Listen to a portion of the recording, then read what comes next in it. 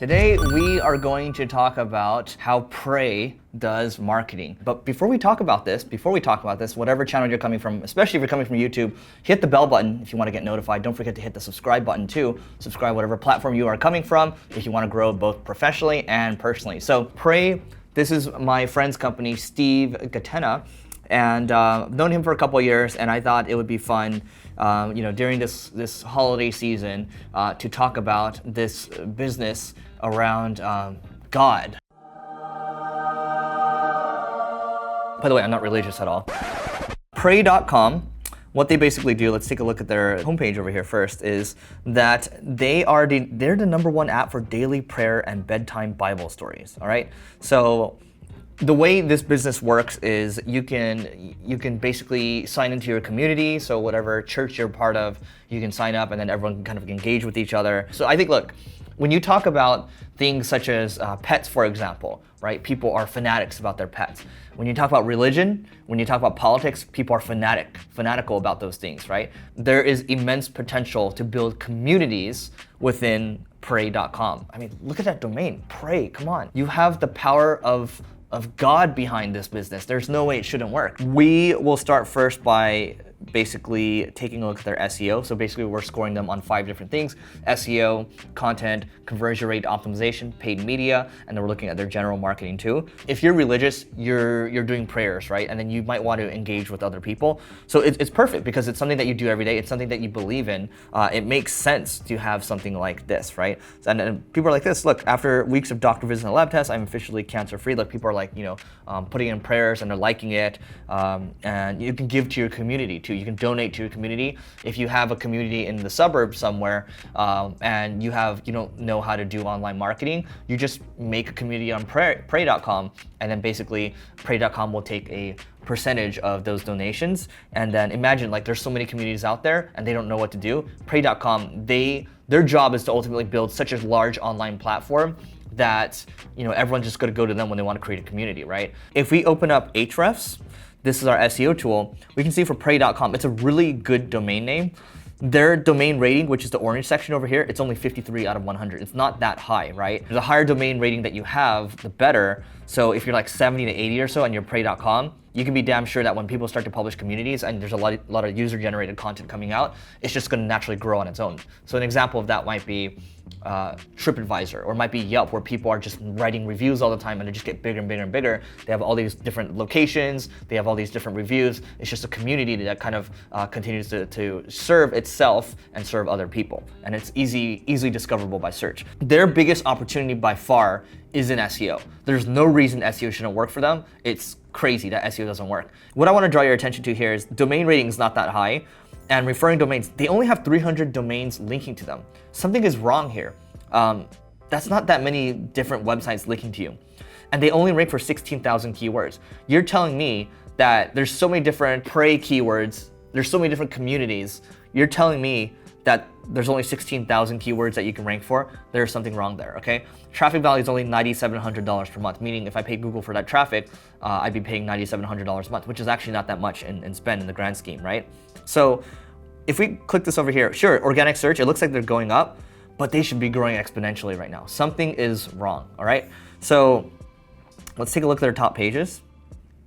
And we can see that they actually do rank for some communities, right? So you can see over here, Hosanna Lakeville, sounds like it's a community. And then House of Hope, Atlanta, that sounds like a community too. And so here's the idea. They rank number 10 for that keyword. If their domain rating or domain authority, whatever you want to call it, is so high, they should be top 2 or 3. Because if you look at the Yelps of the world, you look at the TripAdvisors of the world, usually when you're searching for a destination, they're usually ranking in the top 3 for that. If I just search like Punta Mita hotels, let's see how that goes. So you have the ads up here, and then we scroll down. You have TripAdvisor is number 1 in the organic result. Expedia is number 4. So point proven, right? If your domain authority is so strong, you start to rank for those things. So when we go back over here, it's like, okay, sure, you're ranking number 10 for these, and there's a lot of possibilities. This keyword gets 14,000 searches a month, you rank number 15 for it. So you're within striking distance on a lot of these, and when I say I mean Pray.com. It's like, okay, but how do you get more communities? How do you rank for more of those communities? But also from a content perspective, what type of content can you produce because I'm telling you right now, like anything that's religion related, it gets a lot of search volume because how many people are religious in the world? Like a ton of people, right? From an SEO perspective, I'll give them a 2 out of 20 on this. Honestly, it's very early days, but if I'm running a company, SEO is a huge priority. I'm going out there, I'm hiring a really good SEO person, like full time, that understands technical SEO, that understands how to scale a large website. I would pull this person from a large company, like a TripAdvisor or Yelp, and saying, hey, look, this is the opportunity right now. Like we gotta go, and I'm gonna pay you good money for this. You know, if I need to pay like 150 to 200 to 250 grand for this person, give fat bonuses, like I do it, because I bet a lot on this thing, because this is quote unquote free traffic. You know, what you do with that traffic once they come to your site, then you collect more emails, you market to those people, you remarket to those people, you use a consumer customer data platform like Lytics, and the sky's the limit. There's no way this shouldn't be successful. God, Steve, you should just make me an advisor. This is it on the SEO side, 2 out of 20. This is probably the lowest score we've given to date. Sorry. The next part we're gonna look at is the content portion over here. So let's go back. I mean, let's look at what they're doing. Let's look at Abundant Living Family Church, okay? Look, Rancho Cucamonga. Well, you know, the question is, this kind of goes back to SEO, is like, why aren't there breadcrumbs? Breadcrumbs meaning, you know, under where it says Abundant Living Family Church, why doesn't it have a structure where there's breadcrumbs leading from home to California to Rancho Cucamonga to Abundant Living Family Church? Because then you get a lot more internal links. You do that for every single community. You know, at the end of the day, how are search engines going to find all these pages? I think they have a lot of great developers. I think they have good designers. I don't think they have any person really kind of gunning on the SEO side right now. And that is super important for a site like this. And it's everything, right? We scroll down here. Actually, this community is fairly engaged. Really, there's something here because people are fanatics about their communities, about taking their kids to church. Like their life revolves around that. You can bet they're gonna be donating and they're gonna be really engaged. You just have to make it easy for search engines to make it easy for these people to find their communities at the end of the day. From a content perspective, I think with the communities, I think they're doing a good job, right? You know, but what I would say is, if I hit praydaily.com, okay, they make you download an app, okay, fine. The question is, where's the blog? Where's the content? If Pray had a content team and they had an SEO, a really strong SEO, you know, just relying on the, you know, hey, like we're just gonna build it and hope that they come, not gonna work. Link profile is really weak right now. The app, sure, like it's super competitive to be like an app that people continue to come back to. By the way, you get a strong SEO that understands App Store optimization too. Great. Right? I mean, look, they have a lot of good user-generated content. I think they could be doing so much more internally to capture that search volume and then drive people into their communities. But from a content perspective, 10 out of 20. The next thing is general marketing. This kind of goes into CRO a little bit too, but if I look at the top right, that's usually when you want a person to take action, is start listening the right call to action. And if it is the call to action, we need to contrast that a little more. Because right now it's a white box, right? Can we make it purple to call that out a little more? This website's supposed to be the guide, right? Well, what does start listening mean? I'm kind of not sure what I'm gonna get from that, right? So if I hit on start listening over here, start your subscription, okay, unlock Pray premium audio. So it takes you right into it. Question here on the general marketing side is like, look, it's $50 a year. Can we do like a 7-day trial or something like that? I like how there's like unlock premium audio, but how do we drive people into maybe like a 7-day trial or like give them a little more social proof on this page before trying to drive them to getting them to take an action and pull out $50. Maybe collect some emails before we try to drive people directly to start listening. Because I can guarantee you right now, conversion rate on this is not that good. If we look at their socials, sure, you know, they have 23,000 followers and they're pushing a lot of content out. They're just sharing a lot of these Romans 6:2-3. They're not publishing much to Twitter, and I guarantee you, like a lot of their audience is hanging out on Twitter. They probably need someone that's good on the social side too. Because something like this would do really well on just all the social channels across the board. So from a general marketing perspective, like the site is very minimalistic. There's not a lot of going on, and I think the fact that people are trying to drive them directly to taking an action, there needs to be more context. There needs to be more of a story before people take out their hard-earned dollars. If I were to rate them on general marketing, 10 out of 20. I've been talking about CRO a little bit too, but how about we try to date the customer a little bit? We can throw up a Facebook chat bot, collect their information, market to them on Facebook, because we know they hang out on Facebook.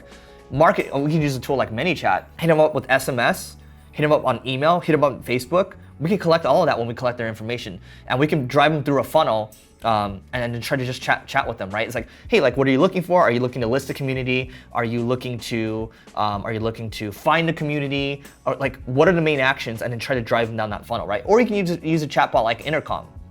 Intercom, you can use Drift, whatever it is exactly, right? So from a conversion perspective, I just think there's a lot of room to grow, 8 out of 20. So the last one is paid ads. Pray.com, oh, I'm sorry, there's nothing on the Pray.com advertising side. I cannot pull anything up right now. Let's see if we can pull anything up on Facebook ad library.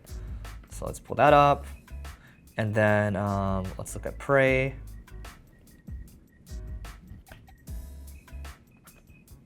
Pray.com, 12,000 likes. Looks like they are running ads. And the ads aren't too bad, by the way. It's inspiring Bible stories. And they're just trying to get people to install the apps. So it looks like they're primarily trying to drive app installs right now. That might be working for them, but I just think, look, there's such a big opportunity on the things that I've talked about that are gonna bolster what you're doing from an advertising perspective. Advertising is you turn off the pump, your business is done. So how do you keep it going? And so, but if you bolster it with really strong search, like I have a friend, his business does about $15 million a year. They spend a good amount on ads, but like a lot of it's bolstered on search. I have another property I own, like the entire business is bolstered on search. I look at Single Grain, our business wouldn't be here if we were not strong on the search side of things, and marketing is a very competitive niche. So, we look at how they're doing on the Facebook side. Sure, like I get it, they're trying to drive app installs, but you can do more than that, right? Like on the Google side of things, why aren't there Google app ads? Why aren't there YouTube ads for driving app installs? There's a lot that can be done over there. There should be display ads too, because something like this is so broad that you can actually leverage something like Outbrain or Taboola. When I think about from an advertising perspective, like what can be done on the TV side too, what can be done on the podcast side too.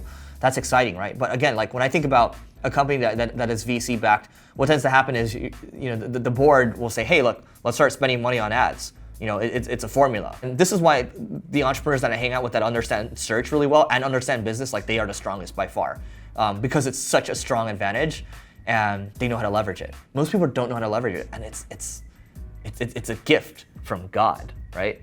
That you can actually leverage search. So from a paid media standpoint, I would give 10 out of 20. So if we total everything up, we would basically get 40 out of 100. When you look at the TripAdvisors and the Yelps of the world, there is no reason a site like this should not succeed. I mean, my God, if you gave it to me, it would be magic.